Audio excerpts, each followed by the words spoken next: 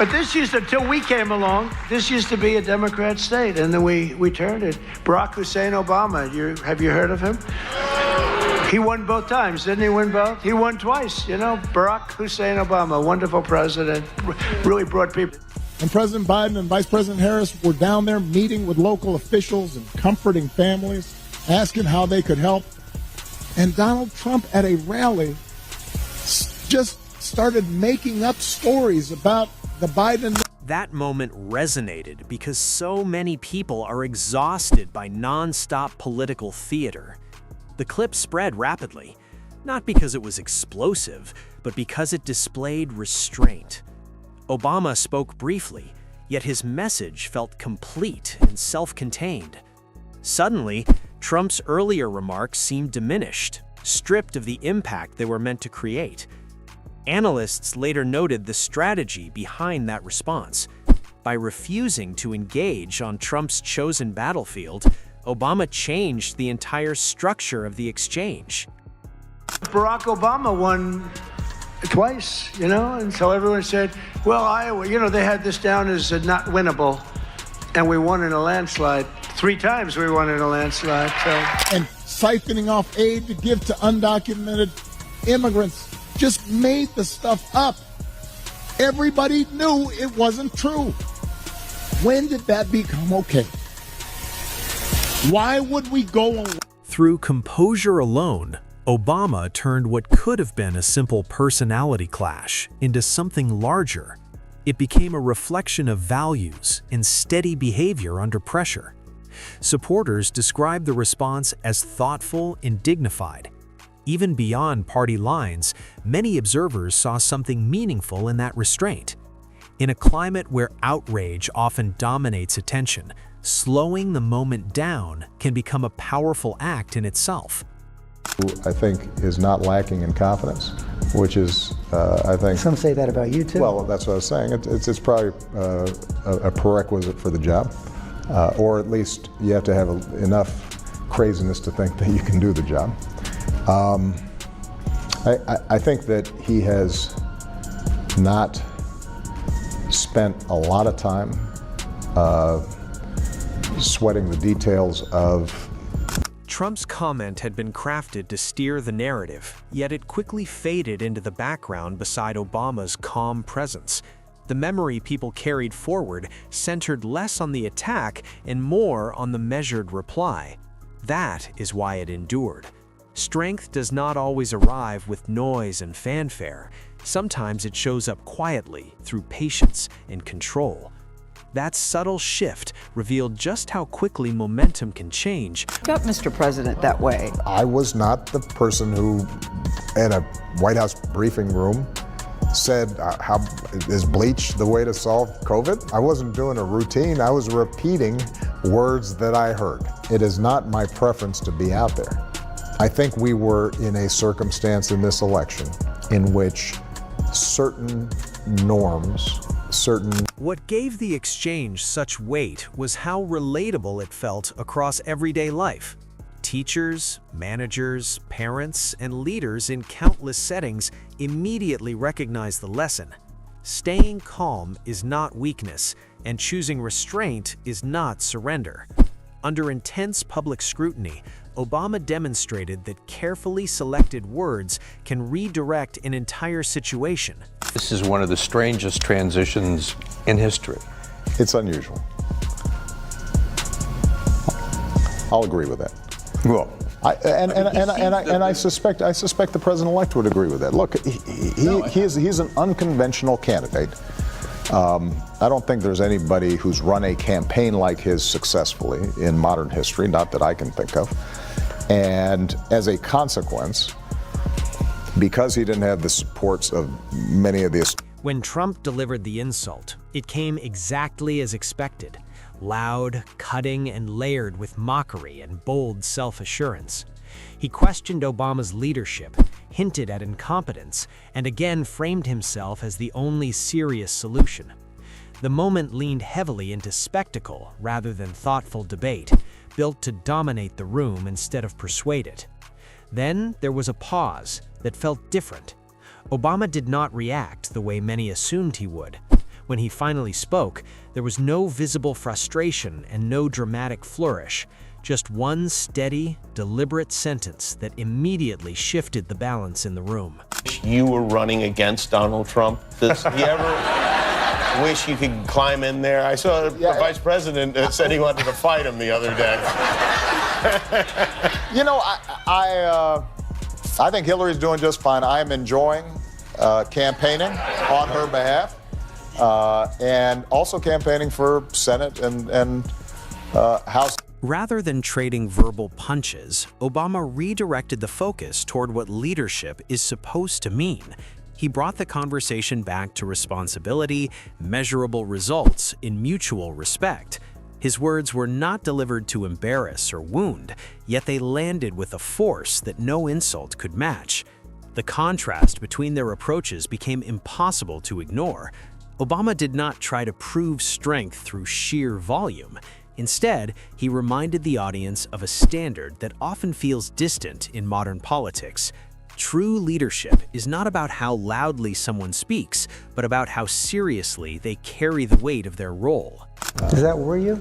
Well, I think that can be both a strength and a weakness. I think it depends on how he approaches it. If it gives him fresh eyes, then that can be valuable. But it also requires you knowing what you don't. There's a 78-year-old billionaire who has not stopped whining about his problems since he rode down his golden escalator. That moment resonated because so many people are exhausted by non-stop political theater. The clip spread rapidly, not because it was explosive, but because it displayed restraint. Obama spoke briefly, yet his message felt complete and self-contained. Suddenly, Trump's earlier remarks seemed diminished, stripped of the impact they were meant to create. Analysts later noted the strategy behind that response. By refusing to engage on Trump's chosen battlefield, Obama changed the entire structure of the exchange. He ran sort of a improvisational campaign. Can you run an improvisational presidency? I don't think so. And so now he's in the process of building up an organization. And we'll have to see how that works. And it'll be a test, I think, for him and the people that he's designated to be able to execute. Through composure alone, Obama turned what could have been a simple personality clash into something larger. It became a reflection of values and steady behavior under pressure. Supporters described the response as thoughtful and dignified. Even beyond party lines, many observers saw something meaningful in that restraint. In a climate where outrage often dominates attention, slowing the moment down can become a powerful act in itself. And Romney, obviously I thought that I could do a better job, but they're both honorable men. And if they had won, then I wouldn't worry about the general course of this country. I think Republicans and Democrats have some fierce disagreements, and that's how democracy works. We're a big, diverse country, and sometimes it's going to be contentious and noisy. But what we haven't seen before, I think, is somebody questioning the integrity of. Trump's comment had been crafted to steer the narrative, yet it quickly faded into the background beside Obama's calm presence. The memory people carried forward centered less on the attack and more on the measured reply. That is why it endured. Strength does not always arrive with noise and fanfare. Sometimes it shows up quietly through patience and control. That subtle shift revealed just how quickly momentum can change when someone refuses to play the role expected of them. Voted for Donald Trump. What does that say to you about the state of this country? Well, what it says is that we are still deeply divided. The power of that alternative worldview that's presented in the media that those voters consume, it carries a lot of weight. Are you worried about that? Yes. It's very hard for our democracy to function if we are operating on just completely different. What gave the exchange such weight was how relatable it felt across everyday life. Teachers, managers, parents, and leaders in countless settings immediately recognize the lesson. Staying calm is not weakness, and choosing restraint is not surrender. Under intense public scrutiny, Obama demonstrated that carefully selected words can redirect an entire situation far more effectively than an emotional reaction ever could. How much responsibility do you accept for that reservoir of feeling in the country that's propelling that sort of candidate? And a couple of weeks ago, you told Matt Lauer that Donald Trump would not win the presidency. Mm-hmm. Do you now think that he will not win the nomination as well? And what about Rubio and what about Cruz?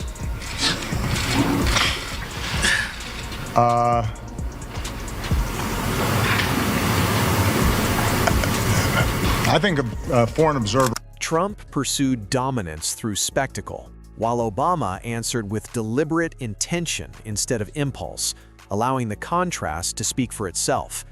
It did not suddenly rewrite political loyalties, but it reinforced a principle that lingers long after applause fades.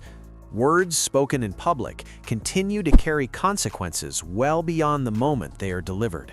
He deeply appreciates the fact that you have not spoken clearly, I think, probably what's on your mind in relation to the president-elect.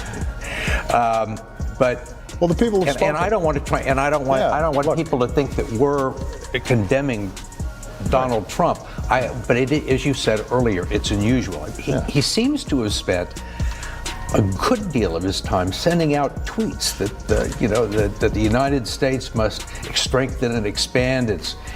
The exchange also underscored how quickly public discourse can lose focus when insults become the main currency of conversation. Trump leaned on provocation and outrage to capture attention. Obama, by contrast, guided the focus back to substance without demanding it. Watching those two approaches collide made their differences unmistakable. One thrives on reaction, while the other depends on discipline and self-control. Or, I think, is a politics based on putting down, in very explicit terms, Muslim Americans who are patriots, or describing women, not in terms of their intellect and their character, but on a 1 to 10 score. And at a certain, regardless of what your political preferences are and your policy preferences, there is a certain responsibility. Obama's unhurried delivery conveyed quiet confidence. He did not need to overpower the room to command it. The insult that had seemed forceful at first began to feel less like strength and more like an effort to remain in the spotlight. Even the brief pause before Obama spoke carried meaning. It created space for thought and disrupted the rhythm of confrontation. In a culture that moves at relentless speed, that stillness became a statement all on its own. Some of the rhetoric that's been taking place in these Republican primaries and Republican debates, I don't think it's restricted, by the way, to Mr. Trump. I mean, I find it interesting that everybody's focused on Trump primarily just because he says in more interesting ways what the other candidates are saying as well. And so he may up. As time passed, the exchange came to represent more than a single verbal encounter between Donald Trump and Barack Obama. It reflected two competing visions of leadership and the type of conduct the public ultimately chooses to reward. Obama's single sentence outlasted the original insult, reinforcing a simple reality. The most powerful messages are not always delivered at full volume. They're the ones that redirect attention back to what truly matters.